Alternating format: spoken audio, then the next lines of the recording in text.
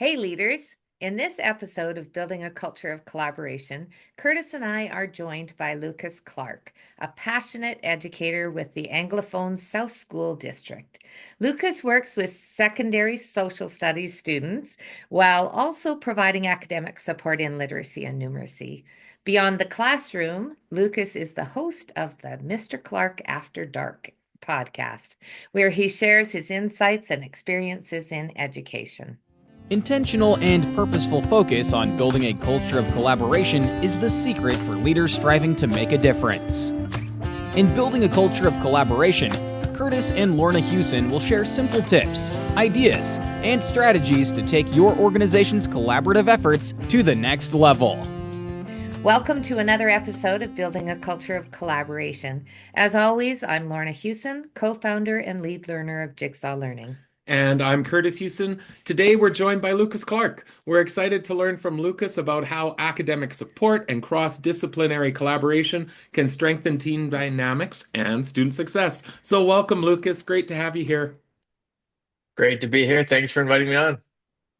So, Lucas, you and I have had the chance to connect through your podcast, Clarke After Dark, and we'll talk about that in a little bit. So I'm a little bit aware of your background story, but can you just provide the audience a little bit more of your journey as an educator to this point in time?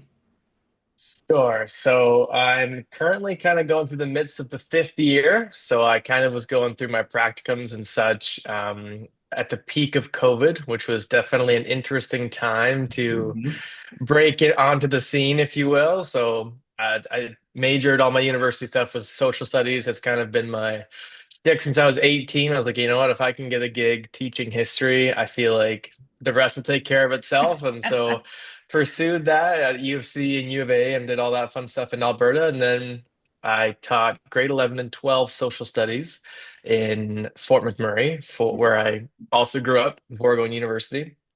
And taught grade 11 and 12, 20-1, 30-1, 30-2. In my second year was the department head, if you will. I mean, that's just the turnover is so quick up in those northern cities that you're kind of put onto the scene usually a bit faster than you'd think. So got a lot of cool chances, I guess, to like try and lead in certain areas and also have some great people to learn from there as well. And then I think Kurtis, you and I talked once about like why move to New Brunswick? Why? I mean, I had a good thing going in Fort McMurray. I mean, I had great colleagues, a great school, and it's boy meets girl.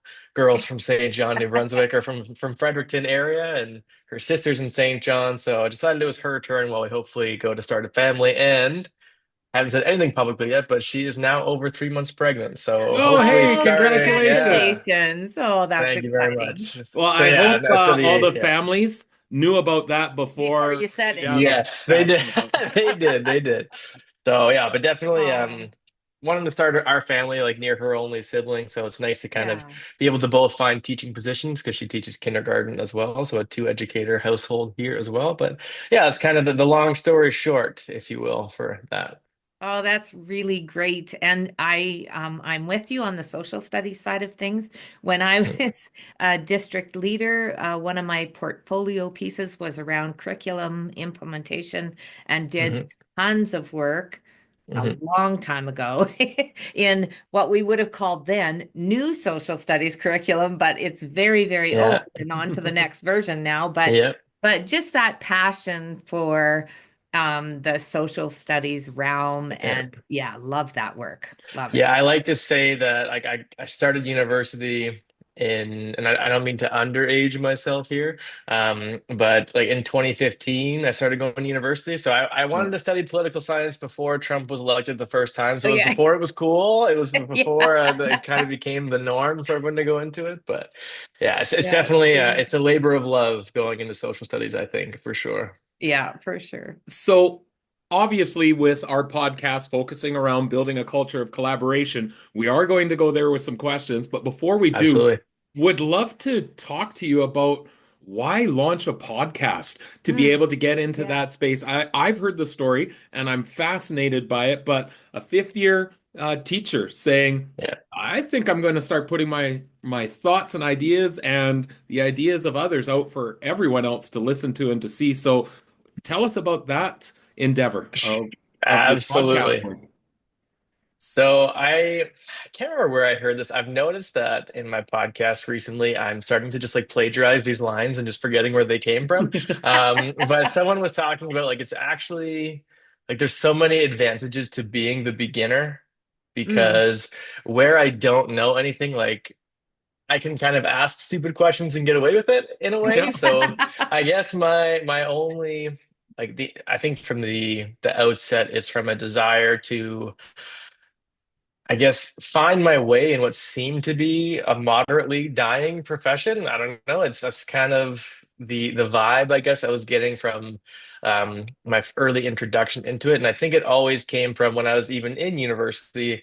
I listened to podcasts all the time, and I guess for myself, like years 4, 5, and 6 of university were probably like the height of podcasts becoming more of a norm for education learning Yeah. kind of replacing radio and media. So I was kind of always looking for teaching podcasts, and I could never really find one that I liked. And in the words of my old professor at the University of Calgary, he's like, you know what? I couldn't find a book about it, so I wrote my own damn book. So I decided to start my own Yeah. podcast and actually just try and figure it out. Talk to educators, talk to politicians. I've had some really cool people on, yourself included, Kurtis. So yeah, it's and honestly the more I'm learning about doing it is I don't like the term access to people because that just sounds like fake and weird. But when you have a podcast, you actually get so many more opportunities where people Yeah. are Yeah.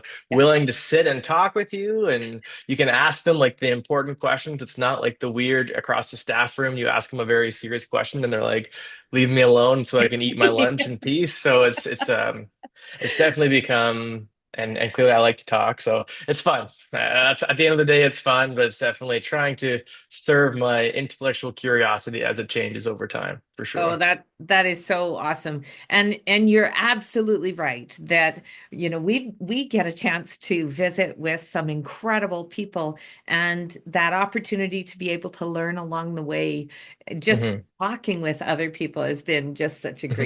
great thing. Well, and I loved what you had told me at one point too of, you're curious about this Yeah. profession and Yeah. learning and just that continual evolution of who you are as an educator and not just an educator, but a person. But when you're in the staff room and lean over to a colleague and say, "So tell me more about Like, your philosophy of teaching," it's not really Doesn't quite the usually go forum. over.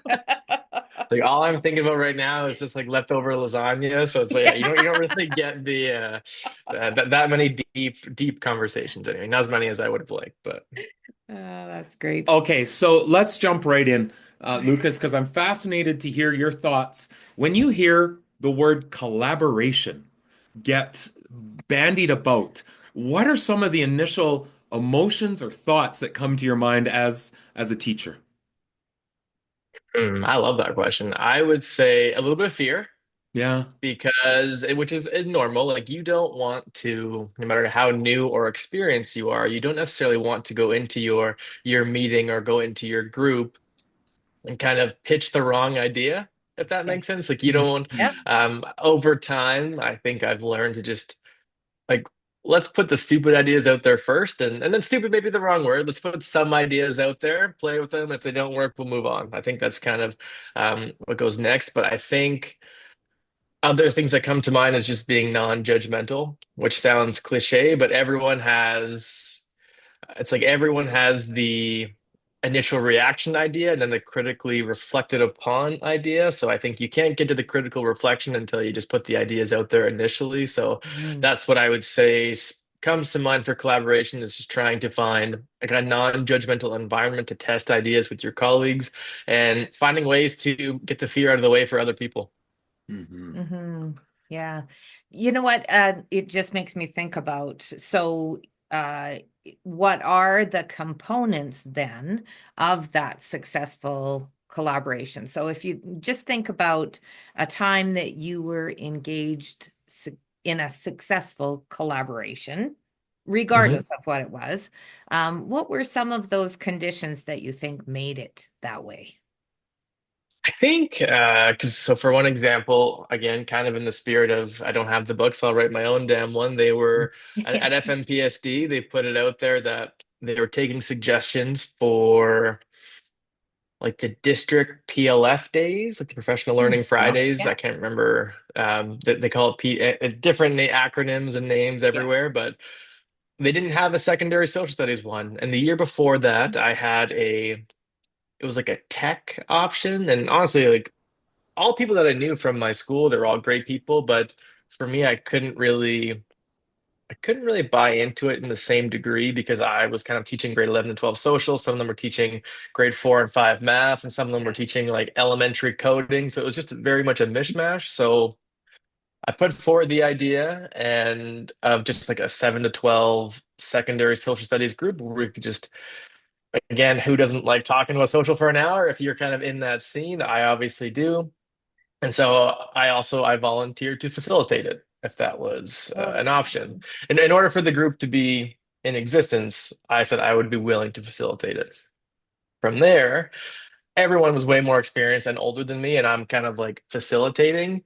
And initially, like, I remember the first meeting, people were like, "All right, Clarke, like, what are we doing?" I was like, "What do you mean? Like, I'm not just going to be like, okay, now I'm going to teach you guys how to teach." It's like that's not at all. And I guess the point I'm building toward is just not having an agenda to start with. I feel like the agenda kind of creates itself in some meetings. I think like from what I've learned about the collaborative response model as well, like the ideas that need to be solved come from the initial discussion of the problems that are being had. Yeah. And Yeah. so what I would start with to kind of get that fear out of the way, because no one wants to go first with their problems. I'd just be like, I'm struggling with a project for unit 2 at this point. Like I feel like they're not really getting it. That triggers the conversation. All of a sudden you've got 7 ideas.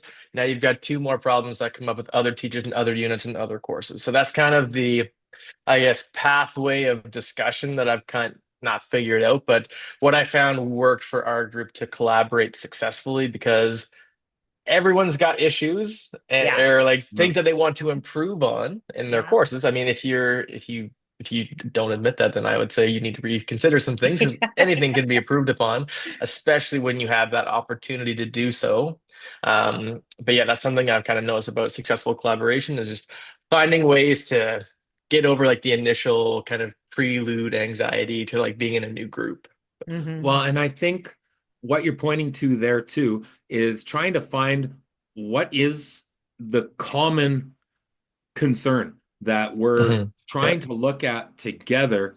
And I think sometimes we get stuck, and we're going to go here in a little bit, get stuck in the idea that I'm coming to collaborate, but it's somebody else's agenda. Hmm. And Yep. I don't mean the agenda as far as the written document. I mean Hmm. the purpose that somebody else has, but it's really Yeah. hard to engage in that. We hear it called faux collaboration. And Yeah. from especially a teacher's perspective, to be able to say, if I'm coming together and putting forth my valuable time to be engaging Hmm. with others, it Hmm. needs to be something that I'm also seeing as a need for myself, not Yeah. just okay, you're going to collaborate on this topic today, Yeah. and here's exactly what you're going to talk about within that. Yeah, and it's almost why, and again, I don't know the details specifically about what you have as like a feedback process for your like collaborative response model. Um, but I noticed like sometimes like we'd have this amazing conversation. There'd be so many ideas, but then when it came to actually write in the document for the district of like what we did, I'm like, I don't know. Like we talked about Chuck Norris and the Cold War. Like I don't know how that's like putting in professional learning or whatever. But again, it's kind of those nerdy niche ideas kind of always came out. But yeah, Yeah, I love that just putting yourself out there as facilitator for your team, but yeah. then really leading with vulnerability, right? Mhm. That you put yourself out there to say, this is something that I'm straight, and really as a leader, understanding that that is so important for you to model being Mhm. vulnerable with the rest of your team so that they can also follow suit, and then you get to the real meat of what matters. And that's the most interesting. I feel Yeah, like yeah, if we didn't have problems to solve in these meetings, then why are we meeting? Like, if yeah, anything, like there, you can definitely find something. Yeah. yeah. That's excellent. Well, and it's that whole idea of technical versus adaptive challenges, right? If I'm coming to Hmm. a meeting with technical challenges, well, Hmm. I can Google that, or I can just Yeah. reach out. Someone will Yeah. give me an answer, and we're not really Yeah. collaborating. I'm it's just a serve and return. But with adaptive Yes. challenges, it's coming where we don't have a playbook for this Yeah. particular thing we're trying to work together on, and how do we go about moving forward? Yeah, and it's almost like the cliche thing about even district meetings now, because again, my AST role, which I think we might get into later on, Yeah. because it's a brand new position in this district this year in New Brunswick, there's been a lot of, I'd say about 4 days that like all of the ASTs in the district have met, and there's like 80 of us, or sorry, there's 70 of us, because there's actually no, there's more than that because there's two at elementary schools. But anyway, like the cliche from these times is like, oh, the real PD is when you're actually talking after the PL is over. Oh, Because yeah. you're sitting with all the teachers and you're having that kind of back and forth. And obviously you might reflect on whatever presenter was there that day and maybe how you can add it. But like when you're just kind of shooting the poop after and you're like, oh hey, like you teach this course, like I guess like what do you think about X, Y, and Z? And then that's kind of where, in a sense, as the leader or facilitator of those meetings, I kind of wanted to just start from there and be like, oh, I don't have this random idea from convention that I learned, but like, let's just try and figure this out together. Yeah. So, the AST, what does that stand for? So it's actually academic support teacher. Okay. And then it's, I guess in some sense, it's so I'm in a school of about 300 students. Mhm. New Brunswick is bilingual, so we've got a pretty intense French immersion program and English prime. Now, the I guess the conventional stereotype of like the French immersion kids are typically your higher academic kids. Okay. Because typically parents who are, I guess, pushing forward with the initiative to put you in French immersion are also, I guess, like it's not causality, but it's kind of like a coincidence in some sense. Like just because they happen to be more involved, that's probably also why they're a better student and also likely a more stable home, etc. So English Prime has like about 160 students at my school, and in about 7 classes from grades 6 to 8.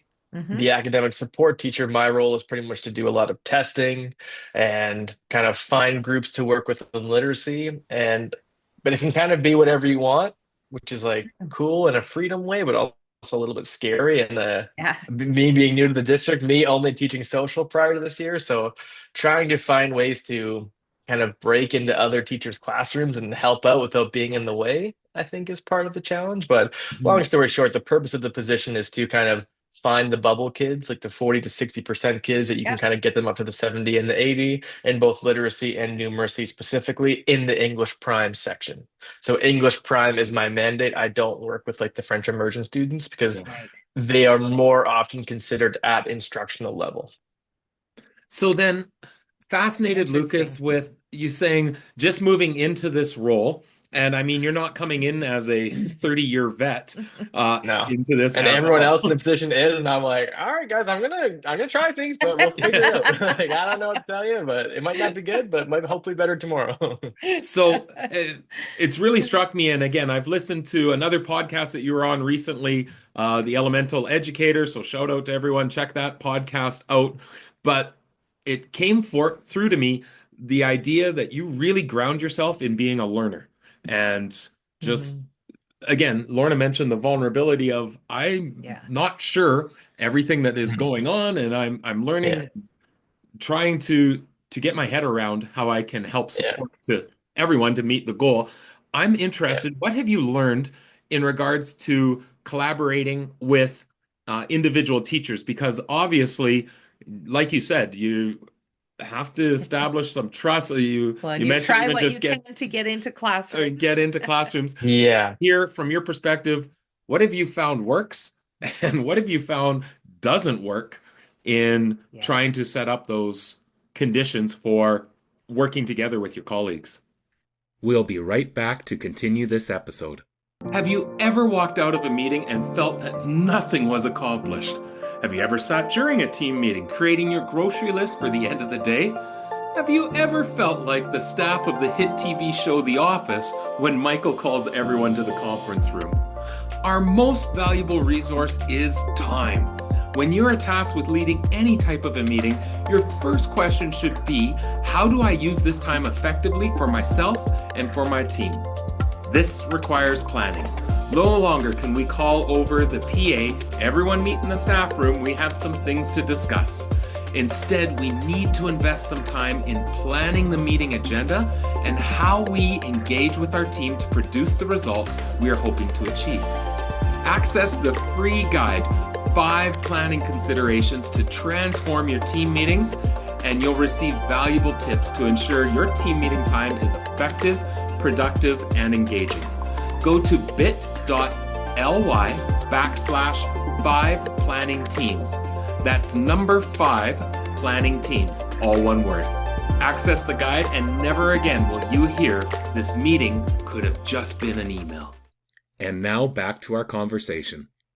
Yeah, it's a different dynamic because I think traditionally in our educational environment, like you'll have your teacher and your kind of educational assistant in the classroom. So usually any student that has some sort of accommodation or some sort of learning need that requires to have an EA in the classroom, there's almost this like an unwritten dynamic in a sense of the teacher EA relationship that like the EA will kind of help out and but like and I don't mean to say that they're not, but like they almost kind of conventionally go into not being considered equals, if that makes sense. Like there's the teacher and Mhm. the EA. Mhm. But in my AST role, like we are technically like the same on the rung, if Yeah, that makes sense. yeah. So like if you don't if I can't find a way to work in your classroom, then like I don't know what to do. If that like my job is to find a way to be in your classroom. So Yeah. one thing I've noticed is that it's literacy and numeracy. Literacy for me is more comfortable. So I find just having like a humanities background. Yeah. So I've learned that some sort of like pulling out for students and doing independent literacy work is actually more effective than being in the classroom with the teachers. I also find that even for myself, just trying to find ideas where like I might have Kurtis just to say like you're teaching grade 6, 7, and 8 ELA at my school, Mhm. and I say, hey, like I'd love to do like small group work with your class sometime. Yeah. Your initial reaction might be like, well, like what do I have to plan now for Lucas to be in my classroom? You know what Yeah, I mean? or So how's that can this going to almost, mess up what I'm already yes, doing and moving towards?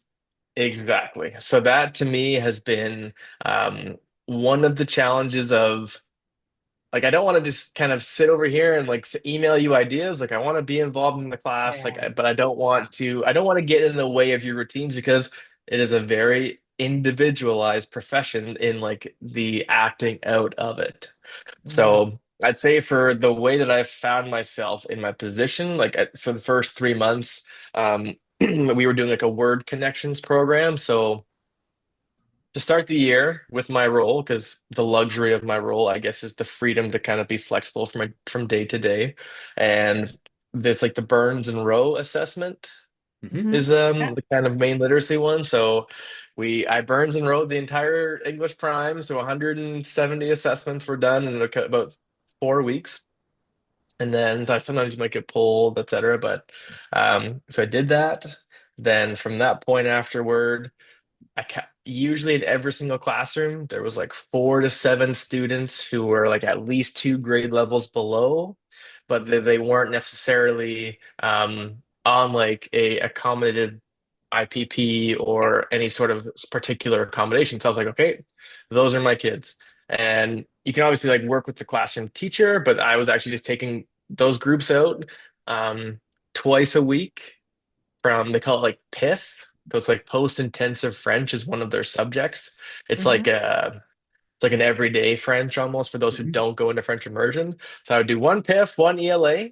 And so long story short, that was my, or maybe long story long, would be like the literacy component. I think English teachers especially just have this grounded routine, like every single day they've got their things going. So you don't it's almost good to realize that you don't have to mess with that either to feel like you're being of use because we all kind of Hmm. want to feel like we're helping. So I've found comfort and I know the students enjoy it because a few in the new year here, I took about 3 weeks away from doing my groups so that I could fill in for other teachers so that they could do assessments with their students. So it's kind of Mhm. the like I can teach their class while they can do some of their small group work as well as kind of one of the other ways for me to kind of get in that way. Um, but now that I've resumed doing them, students love it. So yeah, the Word Connections program is free. It's like 40 lessons. It's supposed to do like 3 grade levels in 3 months. That's kind of where I've been for about 4 months now. On the math side, I would say it's almost a bit more, it's a bit easier, I think, to just be in class support. Like I think like you have the teacher kind of giving the rundown of the lesson 15, 20 minutes, and then it's like, okay, now I can take half the class to my room. I can sit with them, I can work on these practice questions, I can show them examples on the board and kind of be the second co-teacher more than being like a support role. So Yeah. that's kind of been what I've learned about how to pretty much work with a position that has no definition.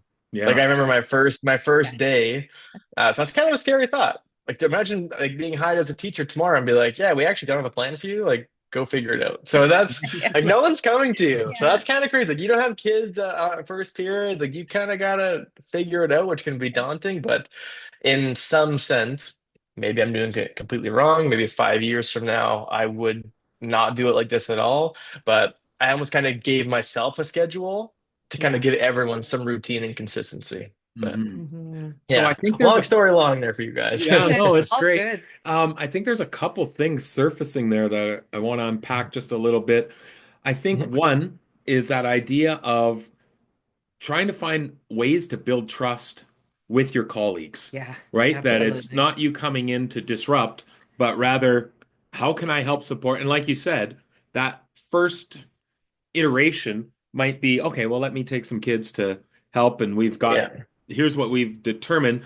But essentially what you're doing is building trust for your colleagues that Yeah. not here to overturn things, but rather help support, which I think is really, really Support. key. Mhm. That's the whole uh, focus of it is Yeah. creating a system of support for each Mhm. classroom, knowing that it might look a little bit different in every classroom Mhm. depending on your relationship and also the need in the classroom too. Yeah. So that whole really you're serving your core time as a coach, really, Mhm. supporting Yeah. each classroom in that way.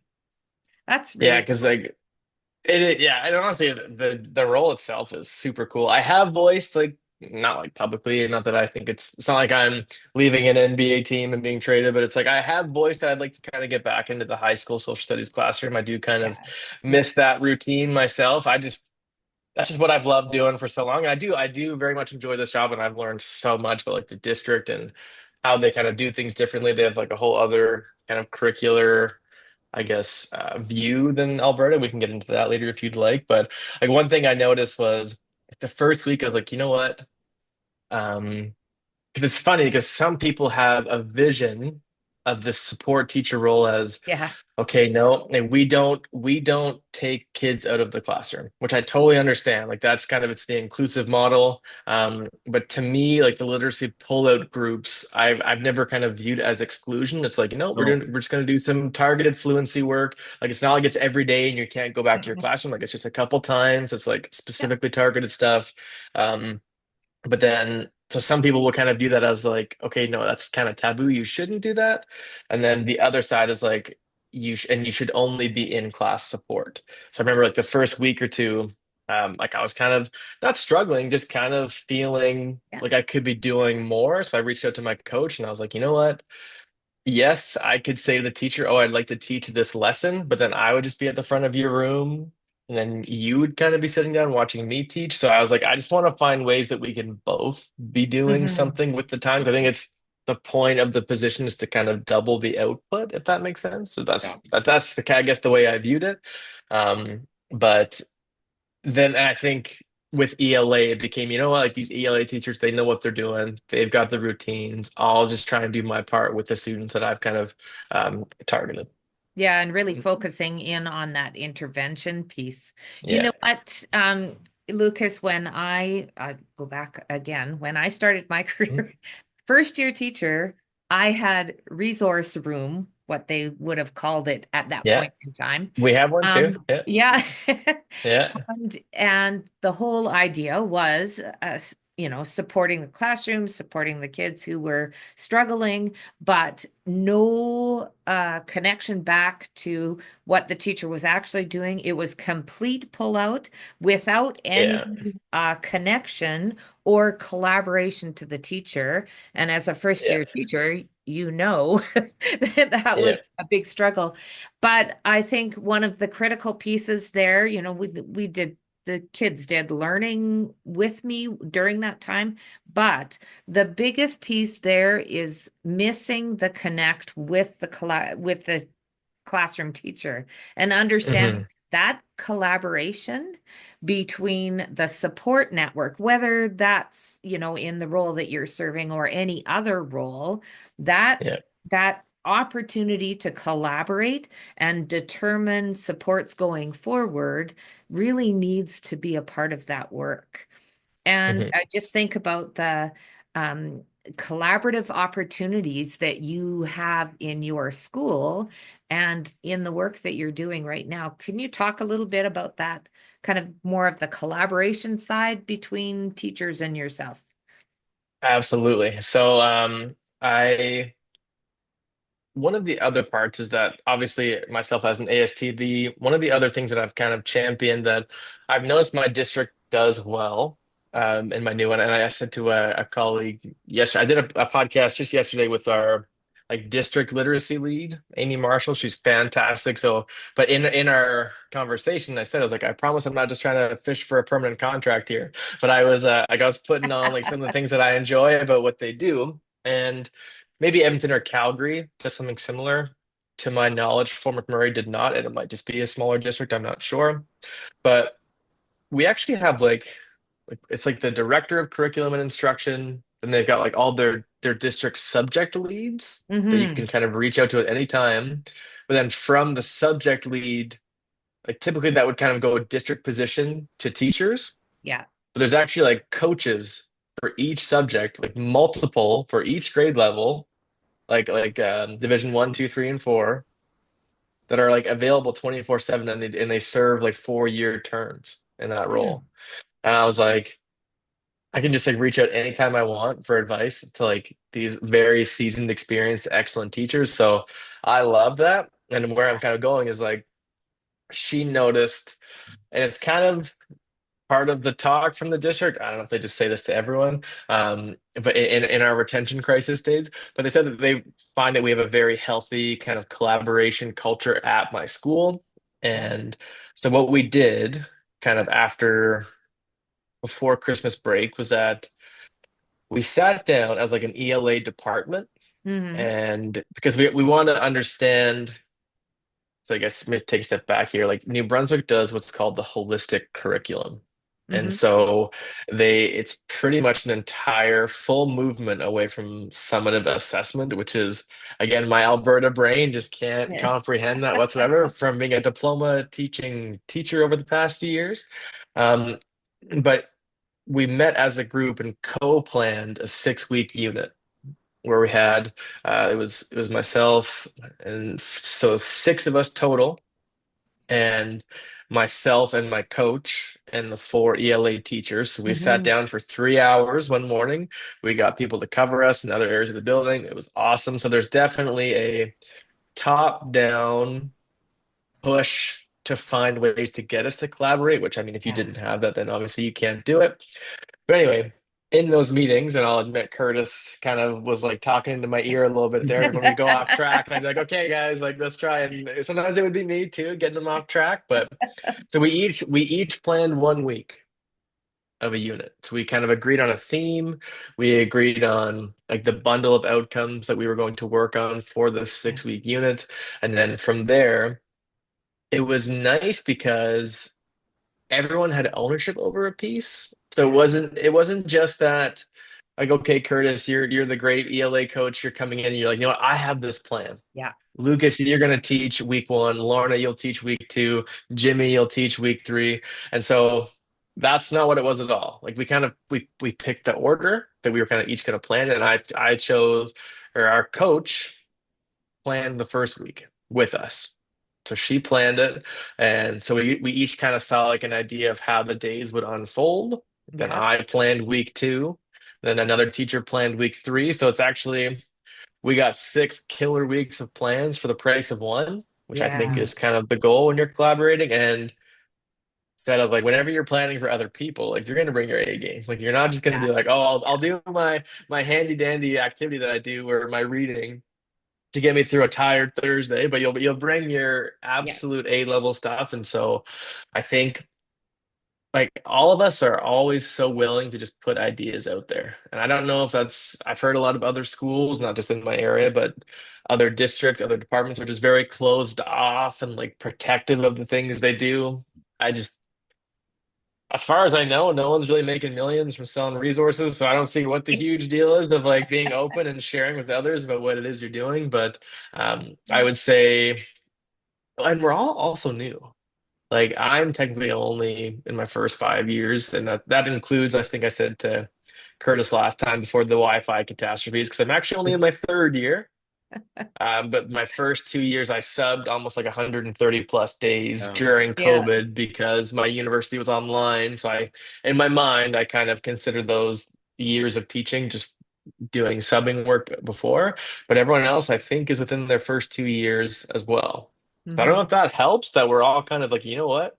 Like, screw it. Like, let's just put ideas out there, go with it. We've got a great coach that can kind of help us go. And then they know that they have me to like help out with some activities at any time if needed. So Well, and I love Good. that too. The idea that we can co-create together, because I think that's a mhm. really key tenet of effective collaboration is Yeah. understanding the room is always smarter than any one individual, even if Yeah. we've got an incredible individual within the room in Yeah. whatever capacity.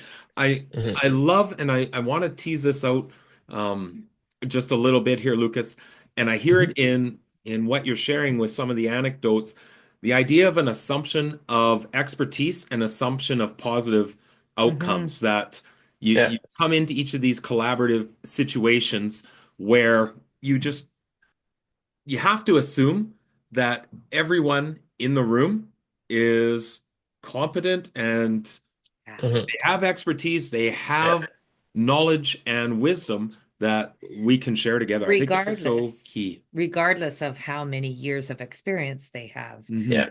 there's always that expertise in the room.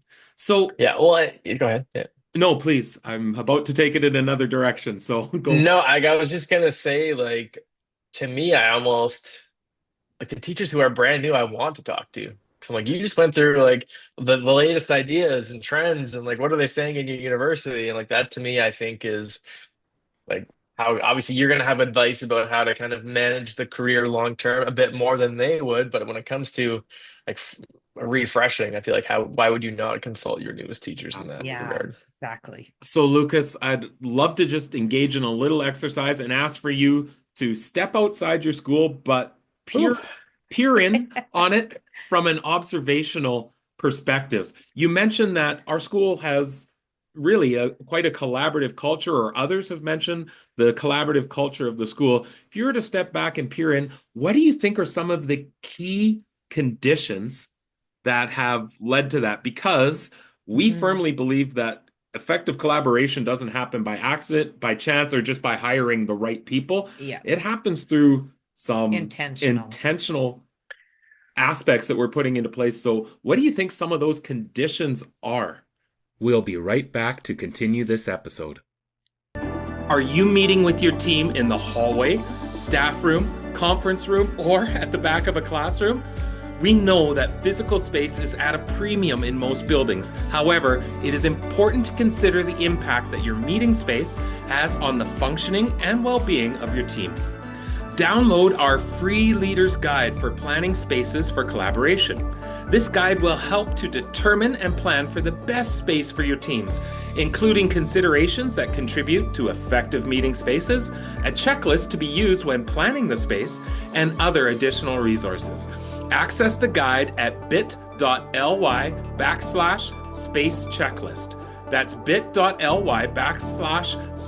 checklist, all one word. Get ready to ensure your meeting space is optimally configured to have the greatest impact possible for your next team meeting. And now back to our conversation. I will quote the one and only George Couros, who I'm sure you've come across on the interwebs here.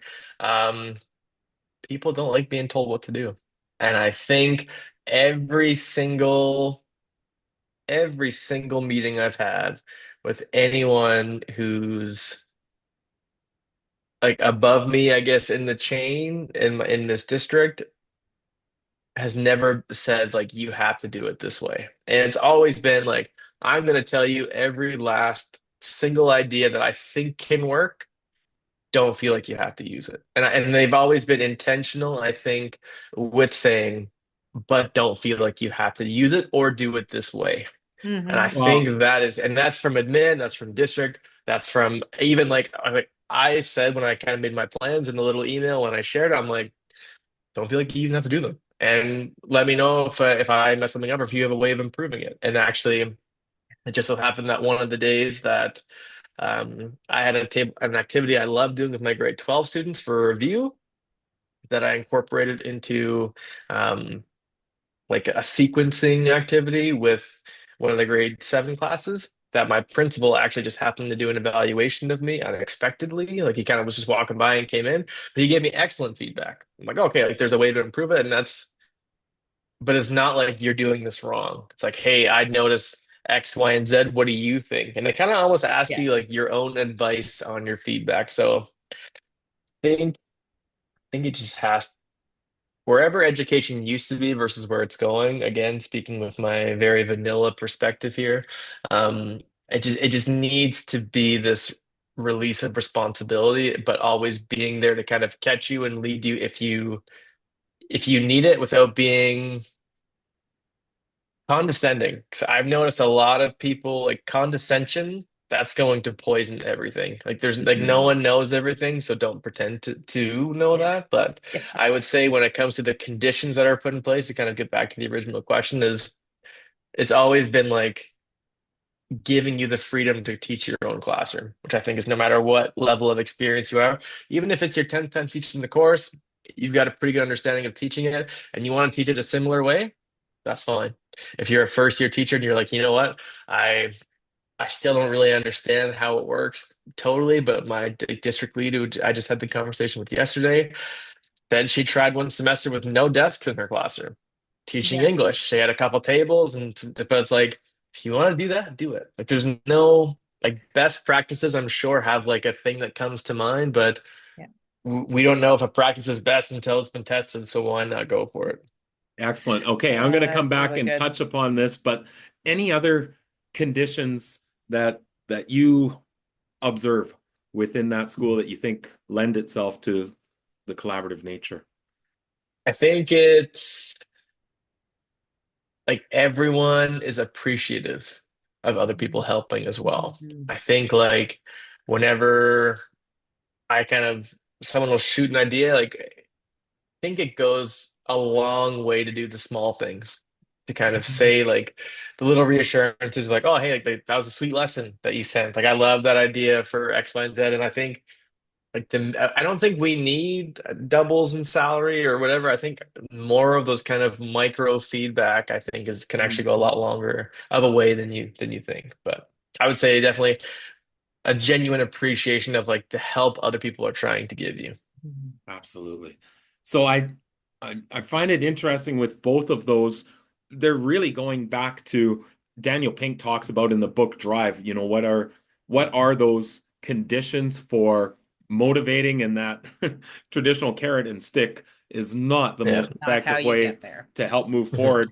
But he talks about the importance of autonomy Mhm. within Yeah. this. And it doesn't mean that it's a free for all, not at all, but Yeah. that there's autonomy of what we want to be able to do. And then I love what you talk about in regards to the appreciation from one another and the Yeah. feedback that we can put in Mhm. place. So let's flip that then on its ear. We know a lot of the listeners of this podcast are leaders that are trying to lead collaborative cultures and set up those conditions that you're talking about. This might just be a flip it to the other side, and I hope it isn't. But what are Mhm. some things that you would suggest leaders not do in regards to setting up or attempting to set up highly impactful collaborative cultures? Okay, I like that. I think in a sense there has to be an acknowledgement that like teachers love learning but hate being taught in a way for whatever reason. I don't know Oh, I what that love is that. about us as a culture. Like I think I mentioned, I think we were talking one time, Curtis, about like when I go to teachers convention, like I'll bring my little nerdy notebook and it's just small enough I can slip it into my pocket and I've got my Yeah. pen and everyone else just kind of laughs at me and I'm like, whatever. I think I can learn from anyone. I think I think there has to be admin presence in departments that wouldn't necessarily be like willing to share or like kind of gatekeeping or finding ways to like for example in my old district there was a new teacher. I was I guess like the head of the department, but they gave us a full day to that was covered with sub coverage, and we were actually going to go watch our other friend, who was a much more experienced teacher, like teach for the day and have that collaboration. So I think, um, and things not to do, I feel like not be involved. I feel like you need to be involved in some Mhm. degree because I think if you don't get involved whatsoever to start putting it together for people. It's almost like a seating chart without like just know like maybe you can change up the groups at any time. And I think letting one group go the entire year is also a mistake. Like for Yeah. example, if you have a collaborative response group of 4 or 5 at the beginning of the year, eventually we're all human, we're all teachers. We kind of go into just start talking about teaching in some of the meetings sometimes. So Hmm. um, I would say being intentional, maybe with like specific, I guess I'm kind of saying what to do instead of what not to do, but Let's go there. like I Okay. That's guess no, good I as well. guess no, I guess like being vague about what you want to accomplish. Because I think if you kind of give a vague target, you're not aiming at anything. So what is it that you're actually trying to do? So I think being vague in the expectations for collaboration and not being there even in the beginning of the year to ask about like because we all do professional growth plans and it's just something that we do at the beginning of the year and like you don't really know or like I don't know what I don't know so we'll see how it goes but I think a quick conversation and kind of giving you the questions to ask people to start I think is very, very valuable but I think um and again I know Curtis you've been a principal in the past I have not I can only imagine how busy those people are I don't want to add more to their plate by any means and saying they should start being involved to facilitate kind of ongoing PD. But I think being completely absent is something that does not go over well or does not achieve the most desired result. hmm Well, and I'm a big subscriber that as a leader, put the structures in place. And I Yeah. love what you say. The questions that we're going to ask, like put some of the Yeah, parameters, Yeah. but then we often talk about if you put the banks of the river up, then don't try and micromanage the flow Hmm. of the yeah, water. But yeah. be in there swimming with the team is what you're Yes. saying. Yeah. And I guess like don't feel like you need to stick to a plan from the beginning of the year. Like you might be thinking of something all summer, like, you know what? Like this idea has been playing in my mind and like don't feel like you need to stick to your guns because you're the leader. I guess like we're all gonna be like because everyone's gonna see if it's not working. So if you Yeah. just keep going with something that's not working, then that's just going to reduce your legitimacy, I think, for whatever that's worth, I guess, in the school environment. But Yeah. Well, we talked with a recent principal, Kevin Van Langdon. He runs a really robust rural community school here in Alberta. Mhm. So check out, for anyone listening, check out a previous podcast where we go in depth with him. But he had said as a leader, he thinks his role is to know the destination, but be okay on what The path we path. take to get Yeah. there. That the path is going to shift and change, and people are going to suggest things. But he even talked about the idea that he has two banks. One is Yeah. student achievement, the other is sustainability. As long as the work Yeah. falls within those banks, he's comfortable to let it shift and change and evolve as it Hmm. Yeah. needs to. And I guess like I would say I'm not gonna say I'm gonna push back, but I would say in a sense, like if I was the principal tomorrow, God forbid, God save that school if that's the case. But I heard a quote from a podcast recently. Again, I'm here plagiarizing. But it says, I have no idea where I'm going, but I know exactly how to get there. So Hmm. I think too, like if you have an image of like, no, I want my school to be like athletic driven, and like if you have a certain vision of what you think it should be, but you're not willing to see that it's not becoming that, I feel like guiding the collective in a way to maybe like you don't know what it's going to look like on the other side, so don't feel married to an idea of what it needs to be at the beginning, if that makes Yeah. sense. Makes Yeah, total sense. totally. Lucas, it Yeah. kind of aligns with some of our languaging around ready, fire, aim. And that we use that Mhm, phrase a lot through our work because, you mhm, prepare yourself, and whether that's in setting a goal as a team that's working together, or, what is the purpose of our time together, just getting yourself ready in that way.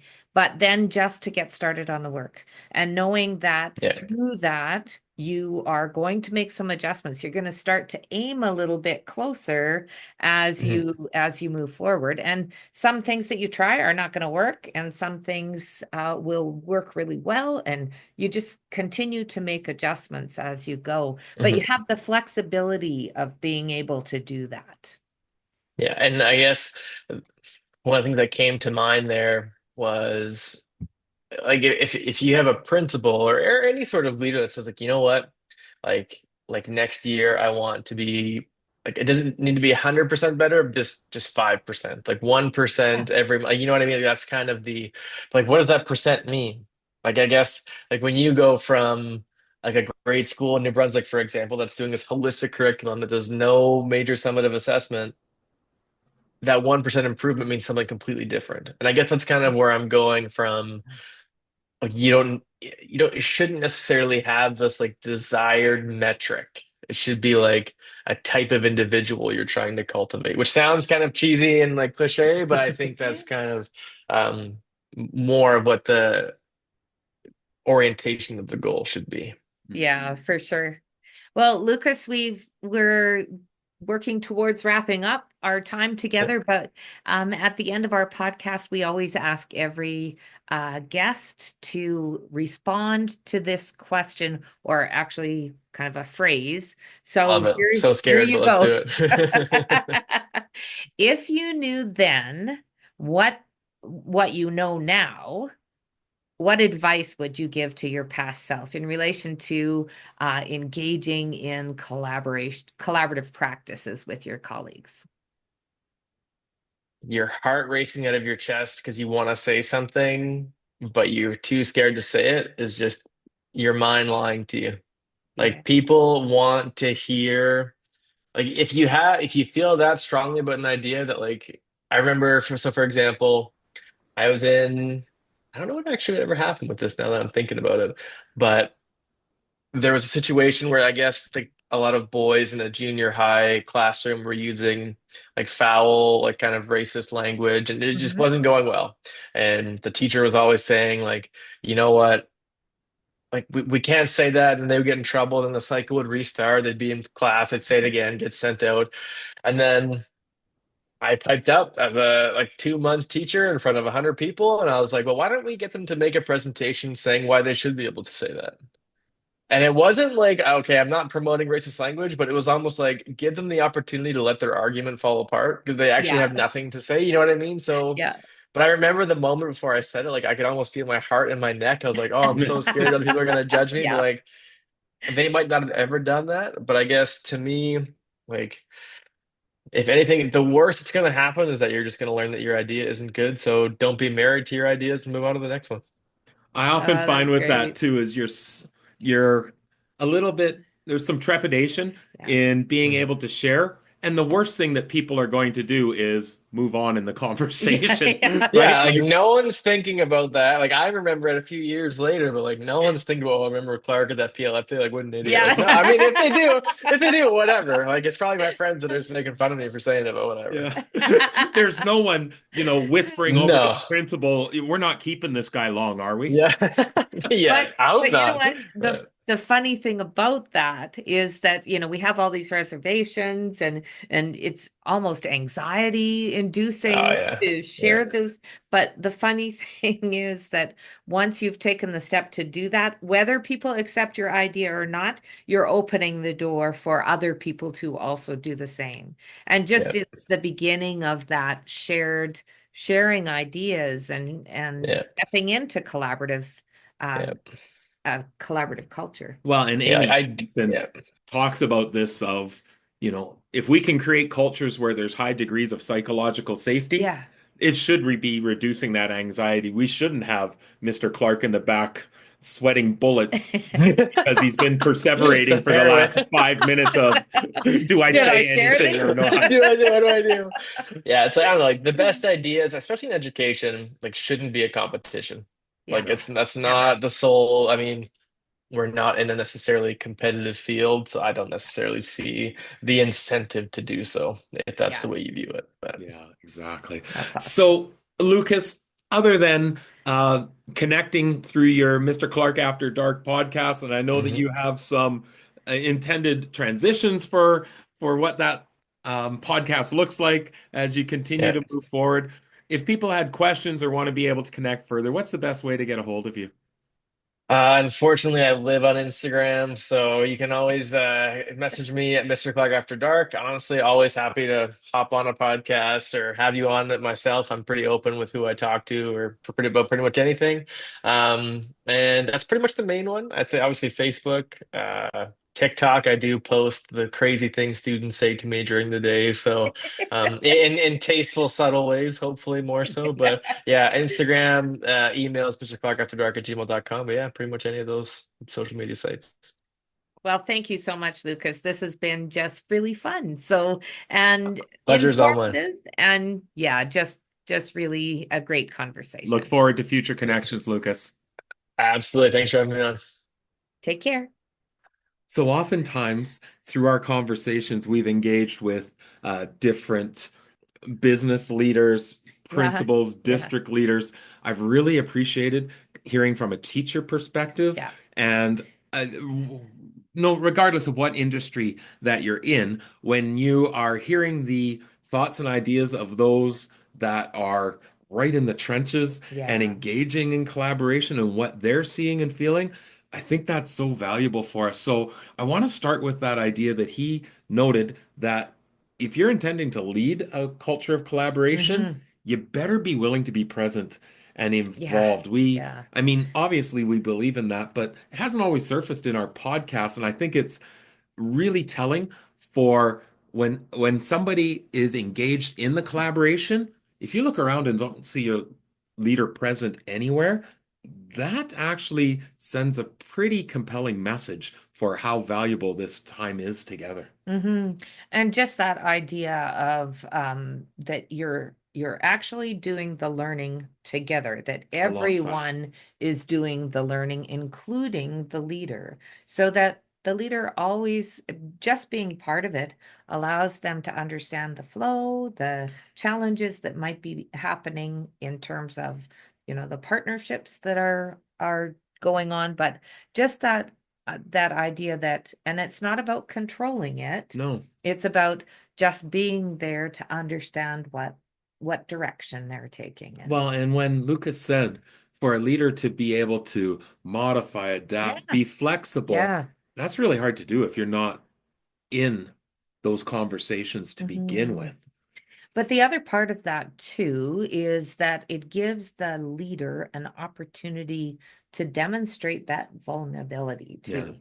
That if I'm part of it, then I can say, how about we try this because this could take us in, down the road in the next couple of steps, but not saying, well, we and Lucas talked to this, not saying, okay, and next we're doing this and this, and but being more of that kind of guide on the side and really understanding what's happening and the nuances of the collaboration, but being able to be vulnerable in the fact that I don't know all the answers either, but let's work through this together. So one of the other things I was thinking about as he was sharing, and I'll point to just two specific things. He said, and I paraphrased back, that importance of autonomy of for those in the collaboration. Another one was being able to feel appreciated, having that appreciative culture. I don't think that those things happen by accident. And as leaders, we should be thinking about what are the intentional things that we could be doing that allow us to attain that. So for instance, if we want to really attain what Lucas felt was a pretty critical component of feeling appreciated, feeling supportive, well, as a leader, I could start a meeting by being able to say, all right, we're going to take the first 5 minutes and we want to indicate one thing that you've learned from another colleague over the past, like put something really intentional in it, or even being able to equip us with the phrase that when somebody shares an idea, we are going to intentionally say, I really appreciate your thoughts on that. One other idea I might add is, and almost being able to script out those types of statements that can lead to that building of that culture of collaboration. Intentionality is so key as a leader, and not expecting things to happen just by accident or naturally within the team. No, and along those same lines of, having that autonomy, but yet having leadership, understanding the direction is really, how do we access the expertise in the room? And he's talked a lot about, about that idea that, it's not just about the seasoned teachers that have all the answers. It's about being able to access new teachers too, and their ideas are just as valued as anyone else in the building. Well, and this gets me to thinking too, as you say that, the idea of not, we can be structured or allow autonomy. Those two things can coexist. Yeah, it's an and. Yeah, for sure they can. For us. Yeah. All right. So please check out Mr. Clarke After Dark.